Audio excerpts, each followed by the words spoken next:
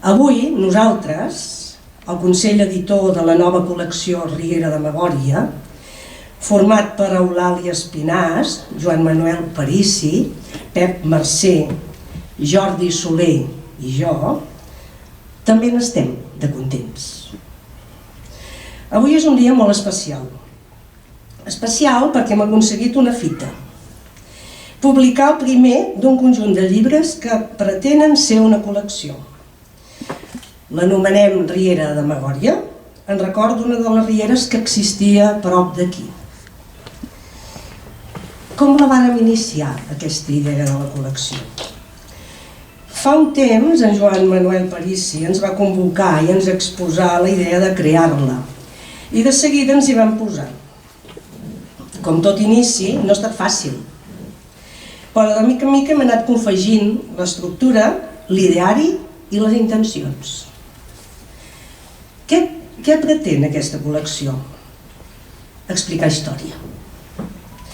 No una història grandiloqüent, no una història només d'esdeveniments, no una història de partits polítics, sinó una història que engloba aquests aspectes i més. La història dels nostres barris.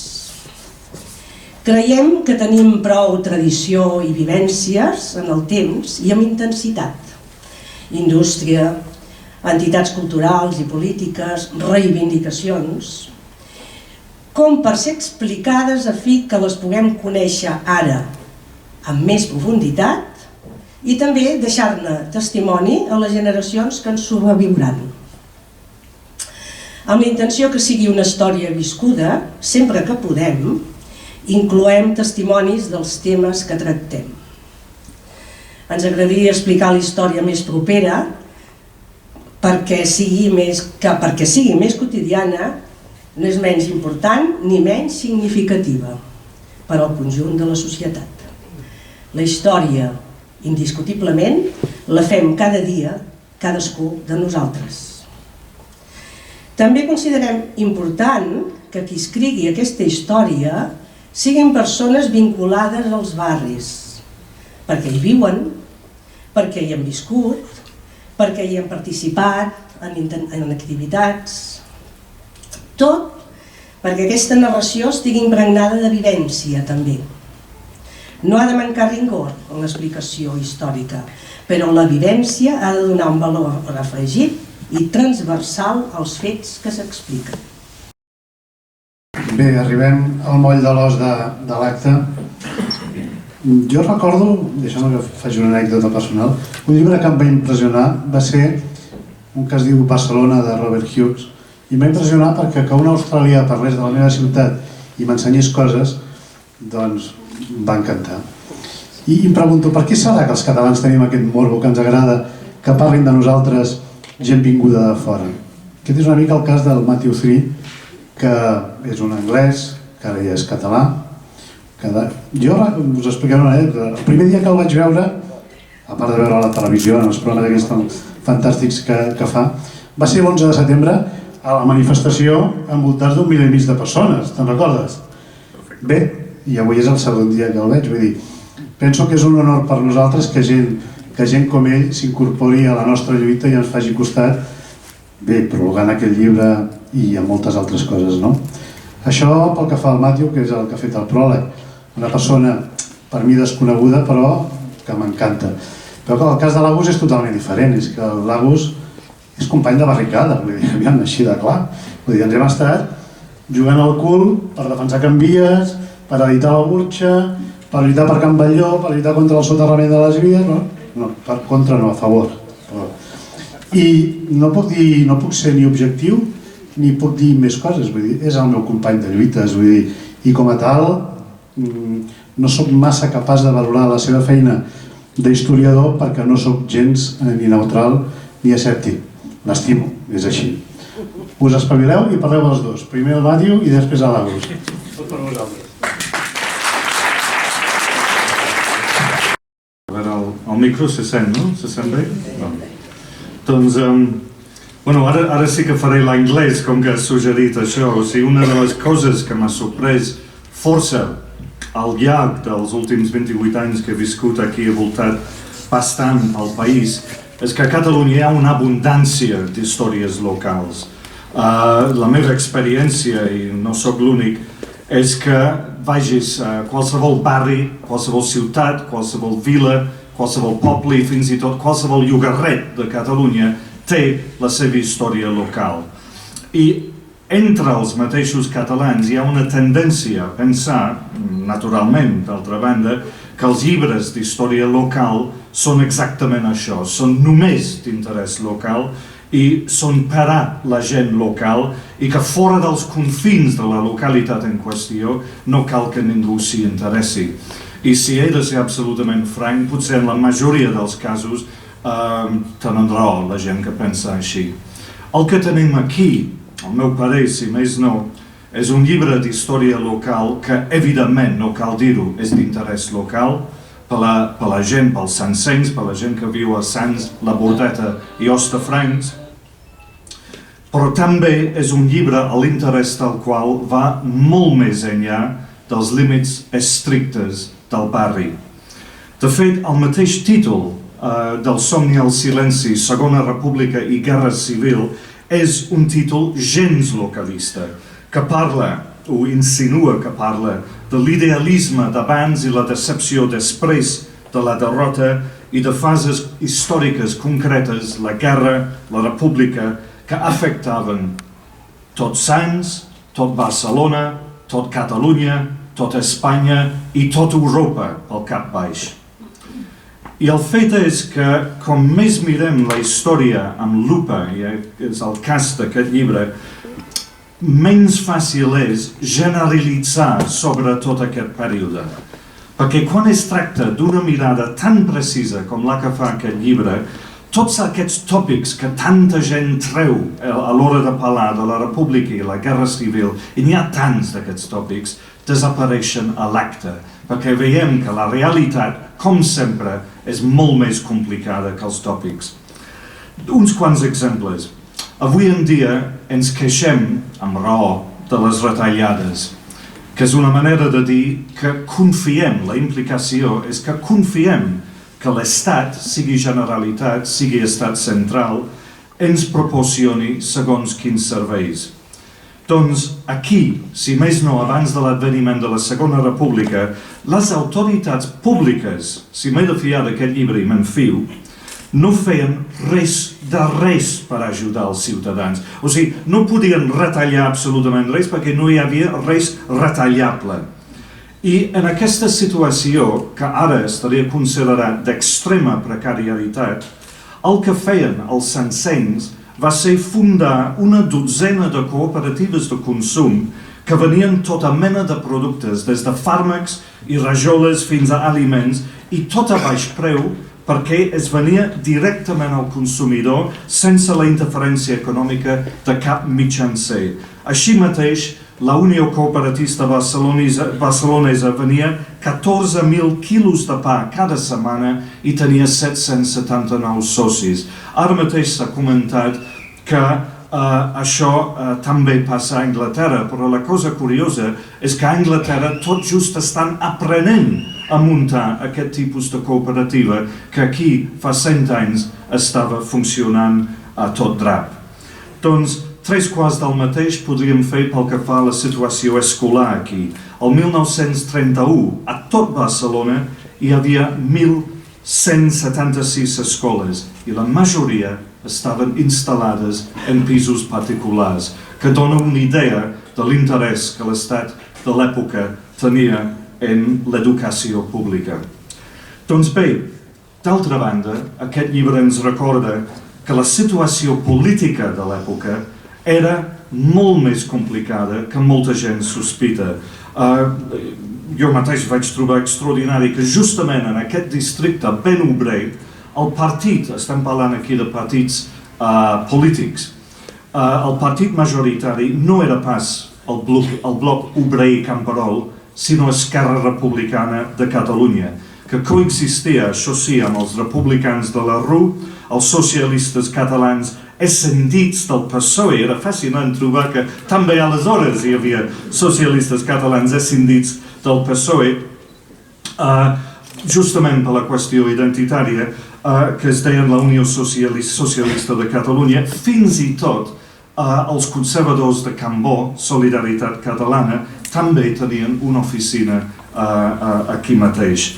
I, a més, tots aquests partits estrictament polítics coexistien al seu torn amb organitzacions volgudament apolítiques, sobretot amb els anarcosindicalistes de la CNT, sobretot, però també, és un altre detall fascinant, que no s'hi presta gaire atenció normalment, amb els espiritistes i els excursionistes, que no eren aliens als problemes socials de l'època. En fi, el que tenim aquí és un mosaic riquíssim que tenia com una mena de casa comuna en la forma de l'Ateneu enciclopèdic sempre avant al carrer de Sants amb Riego, o sigui, aquí mateix, si no m'equivoco. A més, el llibre té unes il·lustracions poc vistes, molt poc conegudes. L'Agustí m'acaba d'explicar que era molt difícil aconseguir els drets d'algunes d'aquestes fotos i valen molt la pena, que demostren, entre d'altres coses, la tensió extraordinària que es vivia en aquest barri i segurament a molts altres llocs de Barcelona abans de la Guerra Civil, en els anys que portaven cap a la Guerra Civil. Potser, justament, una de les imatges més xocants és la que hi ha a la portada. Aquí tenim aquest guàrdia civil ben instal·lat al mig del carrer per metrallar qui sigui. I la cosa curiosa és que no és una foto feta durant la Guerra Civil, no és una foto feta durant els fets d'octubre del 34, es tracta d'un dia de cada dia de l'any 1933, quan hi havia casualment aquell dia una vaga de transports. Aquest policia paramilitar està apuntant directament al carrer de Creu Coberta de la plaça d'Espanya estant per si de cas cal metrallar algú que baixa d'allà.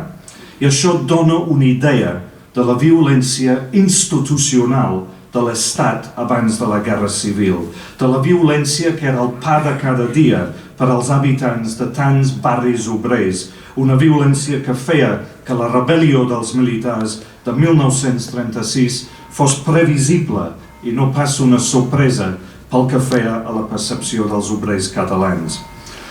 Hi ha moltes més coses que es podrien dir d'aquest llibre, però és millor, evidentment, senzillament que es llegeixi.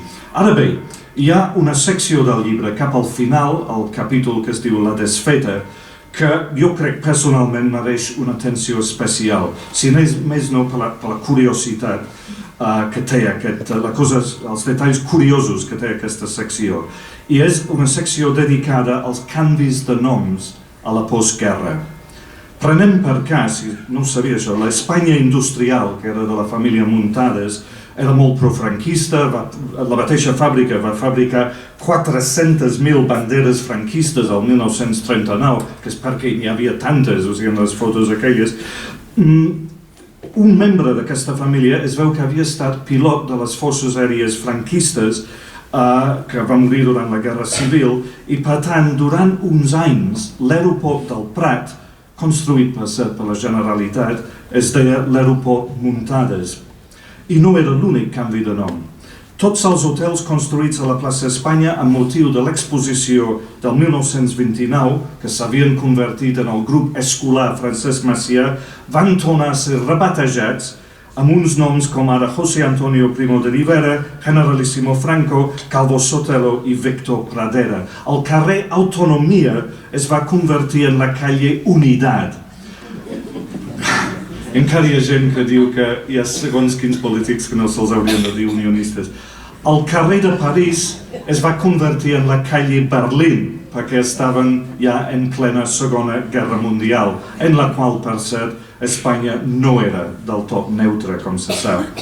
La plaça de Sants mateixa, o sigui, va ser rebatejada com la plaça de Salvador Anglada, que era un dels fundadors dels sindicats lliures, els dels pistolers. I el carrer dels Jocs Florals, que és una activitat, un acte cultural que només existia a Catalunya, es va convertir en la calle de los Juegos Florales.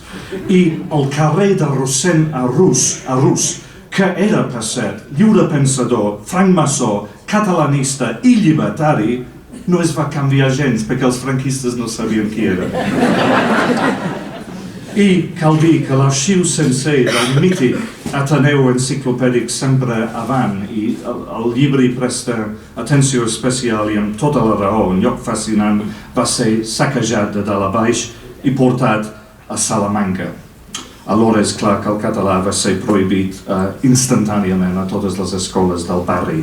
En fi, si menciono tot això, és a tall d'homenatge als esforços tremends que la gent de Sants, Hostafrancs i la Bordeta devien fer a partir del 20 de novembre de 1975 per tornar totes les coses al seu lloc, la llengua inclosa, i restaurar els noms robats durant gairebé 4 dècades. Tant de bo que no calgui mai més que els ciutadans sancencs hagin de tornar a fer uns esforços semblants. Ja està, passo la veu a l'autor.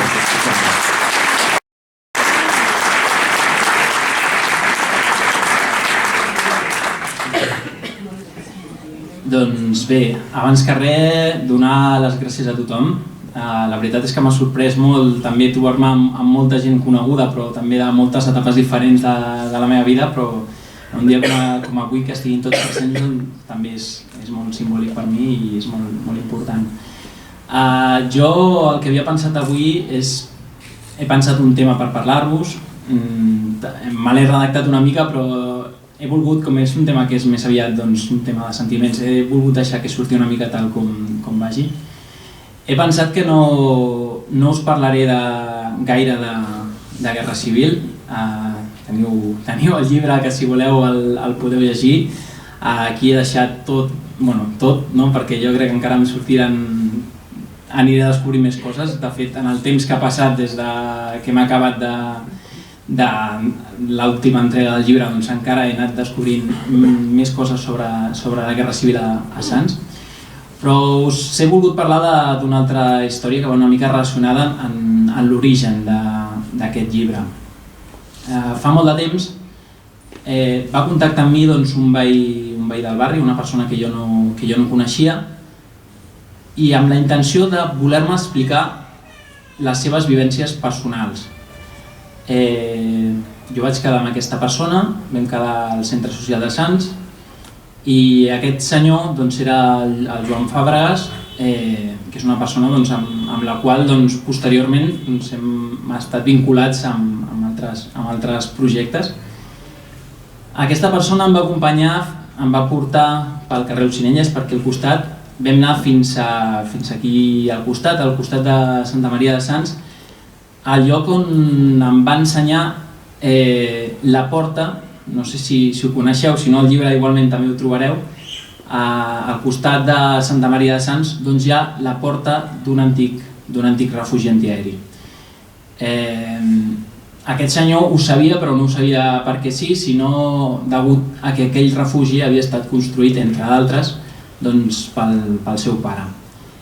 Em va explicar aquesta història i clar, jo la veritat és que em vaig quedar sorprès perquè portava un temps buscant informació sobre refugis pels meus articles del blog i de la Burxa, i sí, tenia un llistat amb uns números col·locats al costat, però el que em faltava era això, era una mica les vivències. És una llista que era molt freda, sí, dona idea de la quantitat de refugis que es van construir al barri, però aquest senyor directament el que m'estava cedint, m'estava llegant, eren els seus records.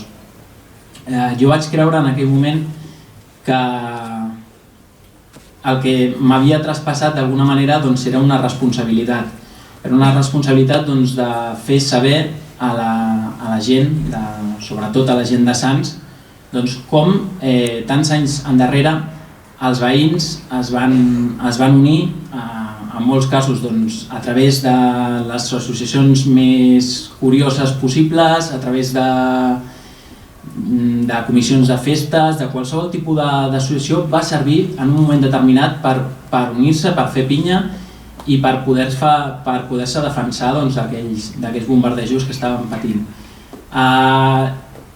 Acabar sabent aquestes coses jo crec que el que et dona és una responsabilitat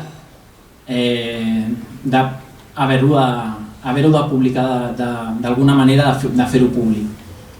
Al cap de poc temps de tota aquesta història van passar un parell de coses que jo crec que van ser perfectes, van anar molt bé.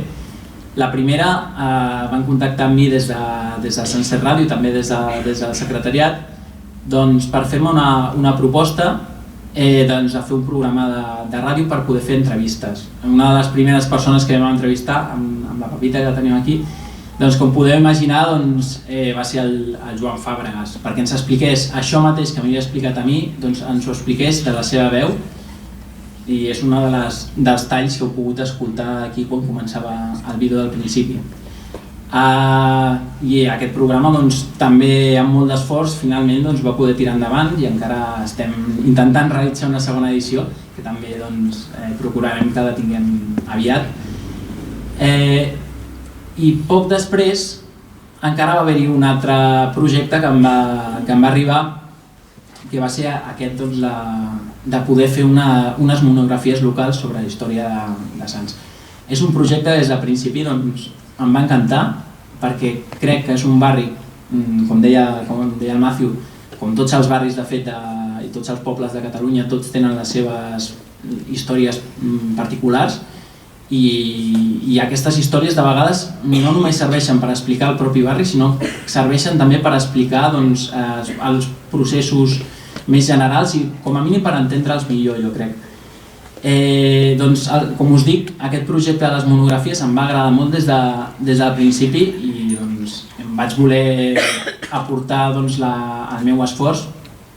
Com jo, un dels temes que ja portava temps treballant era sobre aquest dels refugis, una mica de guerra civil, vam creure que era un tema suficientment important com per ser un llibre sencer d'aquestes monografies. La veritat és que per mi és tot un orgull que al final hagi sortit el llibre publicat, un orgull també per tot l'esforç que ha dedicat tota la gent que ha estat treballant amb el llibre, des de la gent que ha maquetat fins als que han fet correccions, els que han ajudat amb el tema d'il·lustracions, buscant fotos, el Matthew pel pròleg i per tothom, només dir això, que per mi és un orgull poder haver fet aquest llibre i poder compartir amb tots vosaltres les coses que he anat descobrint a mesura que anava escrivint el llibre, perquè per mi en gran part també moltes han sigut descobertes que he anat fent, i també tots els records de tots aquells veïns que a través de la ràdio o a través de les entrevistes que hem fet que d'alguna manera ens han llegat, i com ja us dic, jo crec que era una responsabilitat que ens havia recaigut a sobre, i jo crec que poden estar orgullosos que finalment ho hem pogut publicar i que ja el teniu aquí. Simplement acabar amb això, abans ja ha sortit, jo crec que el nom també dona molt amb aquest joc.